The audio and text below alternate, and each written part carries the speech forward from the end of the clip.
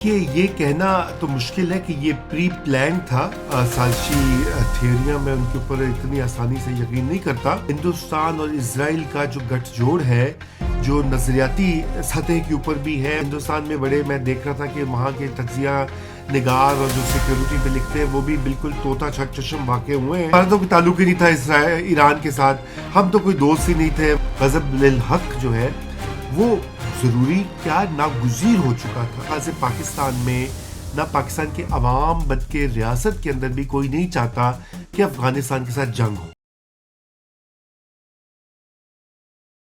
السلام علیکم جی، آپ دیکھ رہے ہیں آزاد سیاست. میں ہوں عریج فاطمہ. اس وقت ہم دیکھ رہے ہیں کہ خطے کی صورتحال بڑی تیزی کے ساتھ تبدیل ہو رہی ہے. ایسے میں پاکستان کے حوالے سے بھی بہت ساری چیزیں سرکولیٹ کر رہی تھیں. کل پھر D G I S P R نے ایک بڑی اہم پریس کانفرنس کی. بڑی طویل اور بڑی اہم یہ کانفرنس تھی جس کے بعد بہت ساری چیزوں میں کلیئرٹی آئی ہے اور پاکستان کا موقف بہت درست ہے اور پاکستان کا جو ہدف ہے وہ بھی واضح ہے. لہٰذا دنیا کو بھی ایک پیغام چلا گیا ہے کہ پاکستان کی طرف اگر کوئی میلی نگاہ سے دیکھتا ہے تو پھر پاکستان اس کا مئی جیسا بہت بہترین جواب دینا چاہتا بھی ہے اور پاکستان کو پتا بھی ہے کہ کیسے پھر جواب دینے. سو لہٰذا اس تمام تر بدلتی ہوئی صورتحال پر بات کریں گے. ایران کے اندر جو کشیدگی ہے اس کو بھی ڈسکس کریں گے اور میرا ساتھ دیں گے ان تمام تر معاملات پر تفصیل سے گفتگو کرنے کے لیے سینئر صحافی اور تجزیہ کار تبصرہ نگار بھی ہیں جناب رضا رومی صاحب. بہت شکریہ رضا بھائی جوائن کرنے کا. سب سے پہلے تو یہ بتائیے گا کہ ایک ایسا دورہ مودی کا جو بہت گردش کرتا رہا اور پھر ایک ایسے وقت میں وہ اسرائیل گئے اور نیتن یاہو کی ان سے ملاقات ہوئی جب کوئی بھی اسرائیل نہیں جانا چاہتا، تو وہ میسج کیا دینا چاہ رہے تھے وہاں پر جا کر؟ اور مودی کے اسرائیل کے دورے کے فوراً بعد پھر ہم نے دیکھا کہ اسرائیل نے ایران کے اوپر حملہ بھی کر دیا. تو کیا ہم یہ کہہ سکتے ہیں کہ یہ سب پری پلانٹڈ تھا اور اب جو اسرائیل ہے، بھارت ہے اور افغان طالبان ہیں ان کا نیکسس جو ہے اور جو گٹھ جوڑ ہے وہ پوری دنیا کے سامنے کھل کر سامنے آ گیا ہے؟ دیکھیے یہ کہنا تو مشکل ہے کہ یہ پری پلان تھا. میرے خیال سے میں تو اس طرح کم از کم کنسپریسی تھیریز جو ہوتی ہیں سازشی تھیوریاں میں ان کے اوپر اتنی آسانی سے یقین نہیں کرتا. مگر یہ جو باتیں حقائق ہیں تسلیم شدہ اور واضح حقائق ہیں ان پہ بات کر لیتے ہیں. سب سے پہلا جو اس میں ہے وہ تو ہندوستان اور اسرائیل کا جو گٹھ جوڑ ہے جو نظریاتی سطح کے اوپر بھی ہے اور اب اس کا ہم دیکھ رہے ہیں کہ فورن پالیسی کے اوپر بھی اس کا اثر آ رہا ہے کیونکہ ہندوستان اس وقت وہاں پہ جو ڈومیننٹ آئیڈیالوجی ہے وہ ہندوتوا کی ہے جسے وہاں کی جو رولنگ پارٹی ہے اور وہاں کے وزیر اعظم جو ہے اور ان کی جو پارٹی اور ان کے ساتھ ایک بہت بڑا نیٹ ورک ہے آر ایس ایس کا، وہ اس نظریے کے پیروکار ہیں اور اس کا پرچار بھی کرتے ہیں. اور اسرائیل میں زائنزم جسے کہا جاتا ہے جو کہ اسی طرح کا ایک بڑا ہی ایکسکلوسیو نظریہ ہے، وہ وہاں پر پالیسی پہ اثر انداز ہو رہا ہے. اور یہ دو نظریات اب آپس میں ان کا گٹھ جوڑ ہے اور ان دو میں کیا قدر مشترک ہے. یہ دونوں مسلمان دشمن ہیں، مسلمان کش ہیں اور سمجھتے ہیں کہ مسلمان ایک خطرہ ہے. ہندوتوا جو سمجھتا ہے کہ مسلمان ایک خطرہ ہے ہندوستان کی پیورٹی کے لیے اور وہ یا اس کی جو شدھ پن ہے اس پہ اثر انداز ہوتا ہے. اور اسی طرح اسرائیل جو ہے وہ سمجھتا ہے کہ وہاں کی جو عرب ممالک ہیں خصوصاً وہاں پہ جو مسلمان پاپولیشن ہے وہ اسرائیل کے لیے ایک خطرہ ہے، اس کے لیے وجودی خطرہ ہے اور یہودیوں کے لیے خطرہ ہے. تو یہ گٹھ جوڑ تو بہت کلیئر ہے. میں نے یہ تمہید اس لیے باندھی کہ یہ گٹھ جوڑ جو ہے یہ واضح ہے اور یہ ہمیں دکھائی دے رہا ہے. اس کا ہم نے شاخسانہ مئی 2025 میں بھی دیکھا جس وقت پاکستان ہندوستان کی ایک 4-5 دن کی جھڑپ اور یہاں جنگ کہہ لیں وہ ہوئی تھی اور اس وقت ہندوستان کے ساتھ ایک ہی ملک ہے وہ بالکل کھلم کھلا کھڑا ہوا تھا، اس کے ساتھ وہ اسرائیل تھا. اور پھر ہم نے دیکھا کہ بہت سارے ڈرونز جو ہیں وہ بھی اسرائیل کے استعمال کیے گئے، ہندوستان کو سپلائی جاری تھی. ابھی جو پاکستان کی اس وقت افغانستان کے ساتھ جنگ ہو رہی ہے وہاں بھی اس طرح کی رپورٹس آ رہی ہے کہ وہاں بھی اسرائیلی ڈرونز جو ہیں ان کا استعمال ہوا. وہ کیسے وہاں پہ پہنچے؟ اسرائیل نے خود تو نہیں پہنچائے ہوں گے، شاید ہندوستان کی طرف سے آئے ہوں گے. تو یہ ایک جسے کہنا چاہیے ایک بہت ہی کلیئر اب ہمارے لیے ایک اسٹریٹجک خطرہ بھی ہے، اور ہماری خارجہ پالیسی کا امتحان بھی ہے کہ ہم نے کیسے اس کو ایڈریس کرنا ہے۔ اس میں افغان طالبان کی چونکہ آپ نے بات کی اپنے سوال میں، تو افغان طالبان اور ہندوستان کا بھی گٹھ جوڑ جو ہے وہ بڑا کلیئر ہو گیا۔ تو اب یہی ہوتا ہے کہ دوست کا دوست دوست ہوتا ہے، اور تو اس لیے اسرائیل اور ہندوستان چونکہ اس وقت بالکل ایک پیج پر ہے۔ مودی جو ہے وہ گئے ہوئے تھے پہلے ہمارے یہ ایران پہ حملے سے پہلے اسرائیل گئے ہوئے تھے، اور افغان طالبان جو ہے اب ان کی بھی اسرائیل کے ساتھ ہو گئی۔ اب اس میں بہت سے لوگ اس کو ڈینائی بھی کر رہے ہیں اور سوشل میڈیا پہ، لیکن ایک صاحب جو کہ غالباً نائب وزیر خارجہ ہے، ان کا میں نے ایک سٹیٹمنٹ دیکھا تھا سوشل میڈیا پہ، عبد الحمید برادر شاید ان کا نام ہے، یا میں غلطی کر رہا ہوں، عبد الحمید لازمی ہے، اور وہ یہ کہتے ہیں کہ ہمیں تو کوئی مسئلہ نہیں ہے اسرائیل کے ساتھ، کیا مسئلہ ہے؟ اب یہ بڑی انٹرسٹنگ بات یہ ہے کہ طالبان جیسی جو اتحاد پسند سوچ ہے، اس میں تو یہودیوں کی اور غیر مسلموں کی اور کفار کو بہت برا بھلا کہتے ہیں۔ وہ تو پاکستان میں جو مسلمان بستے ہیں وہ بھی ان کے لیے ٹارگیٹ ہیں، وہ بھی ان کے لیے کفار ہے، پاکستان آرمی، پاکستان کی ریاست۔ تو یہ اسرائیلی جو ہے یہ کیسے یکا یک جو ہے ان کے لیے ٹھیک ہو گئے؟ تو یہ تو یقیناً سیاسی ایک بات ہے، اور ہمارے لیے یہ بہت بڑا ایک چیلنج ہے آنے والے دنوں میں۔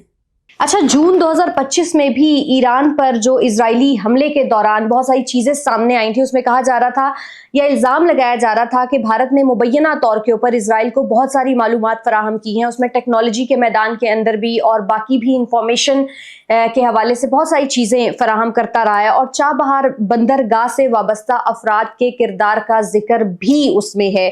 تو کیا یہ درست ہے کہ بھارت نے ایران کے ساتھ صدی کی سب سے بڑی غداری کی ہے؟ تو میں نے پہلے آپ سے یہ ذکر کیا نا کہ جس طرح اسرائیل مدد کر رہا تھا ہندوستان کی، اور یہ اسی طرح ہے، آپ نے دیکھا ہوگا کہ ایران جو ہے وہ بھی کوشش یہ کر رہا تھا کہ تعلقات جو ہے وہ برابر رکھے۔ دیکھیے ایران اور ہندوستان کی ابھی اگرچہ کہ ہندوستان میں بڑے، میں دیکھ رہا تھا کہ وہاں کے تجزیہ نگار اور جو سیکیورٹی پہ لکھتے ہیں وہ بھی بالکل طوطا چھک چشم واقع ہوئے ہیں، کیونکہ وہ کہہ رہے جی ہمارا تو کوئی تعلق ہی نہیں تھا ایران کے ساتھ، ہم تو کوئی دوست ہی نہیں تھے۔ وہاں کے بہت ایک مشہور صحافی ہیں شیکھر گپتا، وہ کہتے جی ہمارے تو بس کبھی کبھی دوستی ہوتی تھی، اکثر تو ہمارا تو ساتھ ہی دیا ایران نے، ایران تو کشمیر پہ پاکستان کا ساتھ دیتا تھا۔ یہ بات بالکل غلط ہے۔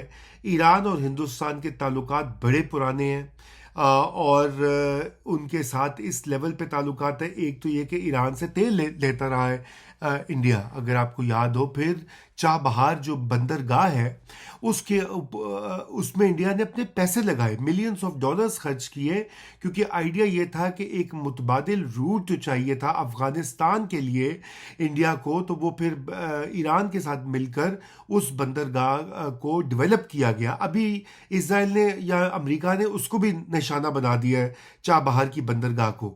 تو یہ بالکل ان کے تعلقات تھے۔ اور پھر تیسرا میں آپ کو اگزامپل یہ دے دوں کہ را کی جو پریزنس تھی، آپ کو یاد ہے کہ کلبھوشن یادو جو کہ اس وقت پاکستان کی جیل میں ہے، وہ ایران کے رستے ہی پاکستان میں داخل ہوا تھا اور ہو رہا تھا، اور دیگر لوگ بھی ایران کے رستے ہی جو ہے یہ را کی بہت جو ایکٹیویٹیز اور آپریشنز ہوتے تھے وہ ہو رہے تھے۔ اور یہ کوورٹ آپریشنز جو ہے تو یہ کس طرح ہوئے تھے؟ ایران اجازت دے رہا تھا نا آخر۔ تو یہ بات ہے کہ لیکن اب جب اسرائیل نے وہاں پہ حملہ کیا، اور یا اسرائیل کی ایما پہ امریکہ نے بھی حملہ کر دیا، تو انڈیا نے بالکل آنکھیں پھیر لیں ایران سے، اور اس وقت ایران کی قطعاً کوئی سپورٹ نہیں کر رہا انڈیا۔ حتیٰ کہ جو خامنہ ای کی جو شہادت ہوئی ہے اس کے اوپر بھی انڈیا نے کوئی اس کی عالمی قانون کے تحت بھی کوئی خاص مذمت نہیں کی، بس گول مول بیانات دیے ہیں کہ جی امن کو موقع ملنا چاہیے اور ایسا ہونا چاہیے۔ تو بالکل آپ کی بات میں وزن ہے کہ ایران کے ساتھ بھارت نے زیادتی کی ہے۔ میں غداری وغیرہ کے لفظ استعمال کرتا ہوں، یا پیٹ میں چھوڑا گھونپنا، یہ ذرا وہ کیا کہتے ہیں سینسیشنل الفاظ ہو جاتے ہیں، لیکن بالکل اس سے یہی ثابت ہوتا ہے کہ اس وقت بھارت کی ساری جو خواہش ہے وہ یہ ہے کہ کس طریقے کے ساتھ اسرائیل کے ساتھ تعلقات جو بن گئے ہوئے ہیں ان کو مزید گہرا کیا جائے، اور کیونکہ اس میں ایک آئیڈیولوجیکل مسئلہ یا نظریاتی مسئلہ جیسے میں پہلے عرض کی وہ بہت اس میں اہم ہے، اور کیونکہ یہ جو موجودہ انڈیا میں جو گورنمنٹ ہے اس کو اسرائیل کی جو نظریہ ہے زائنزم کا، اس سے بہت زیادہ آپس میں ان کی الائنمنٹ ہے، اور یہ ایک بہت بڑا فیکٹر ہے جو کہ انڈین پالیسی کو انفلوئنس کر رہا ہے۔ لیکن اس کے علاوہ بھی انڈیا میں بہت سے لوگ یہ سمجھتے ہیں، خصوصاً جو بی جے پی سے الائنڈ ہیں یا انتہا پسند ہندو جو ہیں، وہ یہ سمجھتے ہیں کہ جیسے اسرائیل نے فلسطینیوں کے ساتھ یا مسلمانوں کے ساتھ سلوک کیا ہے، آپ دیکھیے کہ بار بار وہ اس کا ذکر کرتے ہیں۔ جب پاکستان کے بھی مسئلہ ہو رہا تھا مئی 2025 میں، تو وہ یہ لوگ کہہ رہے تھے کہ جی جیسے اسرائیل نے فلسطین کے ساتھ کیا، اس طرح انڈیا پاکستان کے ساتھ کیوں نہیں کرتا۔ یہ اس طرح کے سوالات انڈین ٹی وی پر ہو رہے تھے، مین اسٹریم ٹی وی پر۔ یہ میں کوئی جیسے کہتے ہیں فرنج سوشل میڈیا ڈسکشن کی بات نہیں کر رہا۔ تو یہ ایک بہت بڑا جسے کہنا چاہیے ایک ابھرتی ہوئی ایک چیلنج ہے پاکستان کے لیے، لیکن میں سمجھتا ہوں یہ اور خطے کے لیے بھی یہ ایک چیلنج ہے، بیکاز اسرائیل کی جو سوچ ہے اور وہ انتہا پسندی پر منحصر ہے، اور یاد رکھیے کہ وہ انتہا پسندی ہمیشہ قائم نہیں رہتی، وہ اوپر بھی جاتی ہے، پھر اس نے نیچے آنا ہوتا ہے، اس کا زوال بھی اسی طرح ہوتا ہے، کیونکہ وہ ایک سسٹینیبل چیز نہیں ہوتی۔ اور یہی میں آپ کو بتاؤں کہ اس پوری چیز کا یہ جو آپ سوال بھی کریں، اس کا ایک بہت اچھے لکھاری ہیں آزاد عیسیٰ، اور ان کی کتاب کا نام ہے ہاسٹائل ہوم لینڈز۔ یہ بھی لاہور بھی آئے ہوئے تھے پاکستان میں تھنک فیسٹ میں، جس میں کہ انہوں نے پورا اس کا ذکر کیا کہ the new alliance between India and Israel. تو اس میں اس کا پورا انہوں نے احاطہ کیا ہے۔ تو یہ آزاد عیسیٰ میرے خیال سے انڈین نژاد ساؤتھ افریقہ میں رہنے والے ہیں، لیکن وہ انہوں نے کہا کہ بیسکلی کیسے یہ انڈیا اور اسرائیل کا جو تاریخی ملاب ملن ہو رہا ہے، یہ کیوں ہو رہا ہے، اس کی بڑی ڈیٹیل میں اس نے گہرائی میں جا کے تحقیق بھی کی ہے۔ اگر آپ کو موقع ملے تو ضرور یہ کتاب پڑھیں، اس کے غالباً تراجم بھی اب ہو رہے ہیں یا ہو چکے ہوں گے۔ بالکل۔ افغان طالبان کی جانب سے پاکستان کے سرحدی علاقوں کو ٹارگٹ کیا گیا اور جارحیت کی گئی، پھر پاکستان نے اس کا بھرپور اور مؤثر جواب بھی دیا، ہم سب نے دیکھا بھی۔ آپ سمجھتے ہیں کہ پھر آپریشن کا آغاز بھی کیا گیا، اور کل جو D G I S P R کی کانفرنس تھی اس پہ بھی یہی بتایا گیا کہ تب تک یہ آپریشن جاری رہے گا جب تک تمام تر جو دہشت گرد ہیں ان کا کلا کما نہیں کیا جاتا۔ تو یہ آپریشن غزب الحق یہ کتنا ضروری تھا؟ اور پھر ہم دیکھتے ہیں کہ سوشل میڈیا پر چند اکاؤنٹس ایسے ہیں کسی پارٹی سے وابستہ ہیں یا دیگر اور اکاؤنٹس ہیں، وہ اس وقت مبینہ طور کے اوپر غیر یقینی کی صورتحال پیدا کرنے کی کوشش کر رہے ہیں۔ تو آپ سمجھتے ہیں کہ ایسے میں پاکستان کا سٹانس چونکہ بہت کلیئر ہے، اور ایسے اکاؤنٹس کو یا اس طرح کے تمام عناصر کو یا اس طرح کے تمام لوگوں کو اس وقت خاموش رہنا چاہیے، اور پاکستان کی بقا اور سلامتی کیوں ان کی اولین ترجیح نہیں ہے؟ دیکھیے، آپریشن غضب للحق جو ہے وہ ضروری کیا ناگزیر ہو چکا تھا۔ اس کی وجہ یہ ہے کہ کوئی بھی میرے خیال سے پاکستان میں نہ پاکستان کے عوام بلکہ ریاست کے اندر بھی کوئی نہیں چاہتا کہ افغانستان کے ساتھ جنگ ہو۔ اس کی وجہ یہ کہ ایک تاریخی تعلقات ہیں، خود افغان عوام بیچارے ستائے ہوئے ہیں، مظلوم ہیں، کتنے دہائیوں سے وہاں پہ جنگیں جاری ہیں، اور ٹھیک ہے وہ پاکستان کو مورد الزام ٹھہراتے ہیں، بعض اوقات غصے میں اور بھی کچھ کہہ جاتے ہیں، لیکن یقین جانیے بہت سے لوگ یہ کہتے ہیں کہ نہیں، ایسا نہیں ہم چاہتے۔ مگر یہ ناگزیر کیوں ہوا یہ آپریشن؟ یہ ناگزیر اس لیے ہوا کہ پوری کوشش ہم نے یہ کی کہ ہم ان کو سمجھائیں، سفارتی لیول کے اوپر، سیاسی لیول کے اوپر، ان کے سفیر کو بلا کے ان کے ساتھ مذاکرات کر کے، ہمارے یہاں سے وزراء گئے، ہم نے اور لوگوں کو شامل کیا۔ چین نے پہلے ملاقات کروائی پاکستان اور افغانستان کی، ٹرائی پارٹائٹ ایک ڈائیلاگ ہوا، سہ طرفہ مذاکرات ہوئے، اس میں انہوں نے چین نے بھی ان کو سب سمجھایا کہ دیکھو معاملات کو خراب نہ کرو، ٹھیک کرو۔ پھر استنبول شامل ہوا، ترکیہ جو ہمارا بھی دوست ہے اور افغانستان کا بھی دوست ہے، پھر قطر بھی شامل ہوا، دیگر سعودی عربیہ وغیرہ بھی بیک چینلز کے اوپر اس میں شامل رہے, یو اے ای بھی رہا ہے. مطلب ہر آپشن ہم نے ایگزاسٹ کی, لیکن متواتر وہاں سے حملے جو ہیں وہ ہوتے رہے. دیکھیے 2025 میں ایک انپریسیڈنٹڈ تعداد میں حملے ہوئے, 600-700 حملے چھوٹے بڑے ہوئے. اس کا مطلب ہے کہ روزانہ کی بنیاد پہ 2 حملے پاکستان کی سیکیورٹی فورسز اور پاکستان کی ٹیریٹری پر ہو رہے تھے, جس میں 1000 سے زائد شہادتیں ہوئیں پاکستان کے سولجرز کی, پولیس والوں کی, سویلینز کی. اچھا 2024 میں بھی یہ رہا, 2023 میں بھی یہ رہا, 2021 میں طالبان پاور میں آئے تھے. پھر بڑا یہاں پہ بھی پاکستان میں بھی غلط جشن منائے گئے کہ جی واہ ہماری یہ ویسٹرن بارڈر سیکیور ہو گیا. ہم تو اس وقت بھی کہتے تھے کہ یہ آپ ان کے اوپر تکیہ نہ کریں, یہ ریلائبل پارٹنرز نہیں ہیں آپ کے. آپ ہندوستان کی چکر میں آ کے تو آپ یہ کہتے ہیں جی انڈیا کے ساتھ ہی ملیں گے, اور وہی ہوا, وہ انڈیا کے ساتھ بھی مل گئے. تو ایک تو یہ چیلنج ہوا کہ جو ہمارے دشمن کے ساتھ انہوں نے دوستی کر لی. پھر دوسرا یہ کہ یہ اٹیکس جاری ہیں ٹی ٹی پی کی طرف سے, ٹی ٹی پی کو وہ نہیں روکتے. اور اب تو پاکستان میں پاکستان کی اسٹیٹ جو پہلے گڈ طالبان بیڈ طالبان کرتی تھی, اب تو وہ بھی کہتے ہیں جی یہ ایک ہی ہے, یہ انہی کا حصہ ہے. پھر اس کے علاوہ وہاں پر داعش جو ہے اس نے بھی اسلام آباد میں حملہ کیا, وہ بھی افغانستان سے آپریٹ کر رہا ہے. اور پھر بلوچ جو علیحدگی پسند جو تشدد کا استعمال کرتے ہیں, وہ گروہ جو ہیں, وہ گروپس ہیں, بی ایل اے مثلاً بلوچ لبریشن آرمی, ان کو بھی افغانستان کی سرزمین سے اجازت ہے کہ وہ آپریٹ کریں. اور یہ بھی کہا جاتا ہے کہ ان کو وہاں سے ہتھیار اور پیسے بھی ملتے ہیں, اور افغان طالبان کے ہاتھ میں وہ بھی ایک ہتھیار آ گیا ہوا ہے پاکستان پہ اپنا پریشر یا پاکستان کو دبا کے رکھنے کا. اب اگر یہ گروپس جو ہیں یہ افغان طالبان کی چھتر چھایا کے تلے آپریٹ کریں اور پاکستان پہ حملے کریں, تو پھر پاکستان کیا کرے؟ مطلب کتنی بار مذاکرات کا سہارا لے, اور کیا ان کی ڈیمانڈز ہیں؟ ابھی تک یہ سمجھ نہیں آیا کہ وہ کیا چاہتے ہیں. دیکھیے ٹی ٹی پی تو یہ چاہتی ہے کہ پاکستان میں جو آئین ہے, جو سسٹم ہے, اس کو ختم کر دیا جائے اور وہاں پہ طالبان کی طرح کی شریعہ نافذ کی جائے. اب ایسا تو پاکستان میں نہیں ہو سکتا نا. پاکستان کا ایک آئین ہے, اس کی ایک ریاست ہے, اس کی ایک بیوروکریسی ہے, ایک آرمی ہے, وہاں پہ پارلیمنٹ ہے, ایک کانسٹیٹیوشنل سٹرکچر ہے. آپ اس کو کیا یہ کوئی 8ویں 9ویں صدی کا ایک سسٹم تو لاگو نہیں کر سکتے. آپ نے افغانستان میں کر لیا ہے, کیا وہاں پہ حال ہو رہا ہے؟ دنیا جو ہے لعنت بھیج رہی ہے کہ بچیوں کو اب اسکول نہیں بھیج رہے, عورتوں کے اوپر جو ظلم کر رہے ہیں, عورتوں کو ڈاکٹر کی رسائی حاصل نہیں ہے. اور اتنے وہاں پہ جو ابھی وہ ایک فتویٰ آیا کہ اپنی بیویوں کو مارو لیکن ہڈیاں نہ توڑو.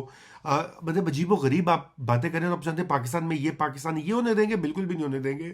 پاکستان کو جتنا مرضی آپ برا بھلا کہیں, پاکستان میں ایسی کوئی ایپیٹائٹ نہیں ہے. تاکہ پاکستان میں دائیں بازو بھی طالبان کا سسٹم نہیں چاہتا, یہ جو جے یو آئی یا جماعت اسلامی وہ بھی یہ نہیں چاہتے. سیدھی سی بات ہے, پاکستان میں ہو ہی نہیں سکتا جس طرح کا ملک ہے. تو اس پوری چیز میں پاکستان کے پاس کوئی آپشن نہیں بچا تھا, اور اب یہ پاکستان کو یہ سر انجام دینا پڑے گا. یہ جو مسئلہ ہے اس کا حل, فائنل سولوشن نکالنا پڑے گا. جو وہاں پہ امریکی اسلحہ چھوڑ کے گئے ان کے ڈپو ختم کرنے ہوں گے. جو وہاں پہ دیگر انڈین سپورٹ سے وہ یہاں پر جو اٹیک کر رہے ہیں اس کا بندوبست کرنا پڑے گا. اور پھر بالکل سیز فائر ہوگا, اور پھر کوئی طریقہ نکالنا پڑے گا کہ افغان طالبان اس چیز کی ضمانت دیں کہ وہ ہمارے خلاف دہشت گردی نہیں ہونے دیں گے. جی بہت شکریہ. رضا رومی صاحب ہمارے ساتھ موجود تھے. آپ سے ملاقات ہوگی نیکسٹ پوڈ کاسٹ میں. اپنا بہت سارا خیال رکھیے. اللہ حافظ.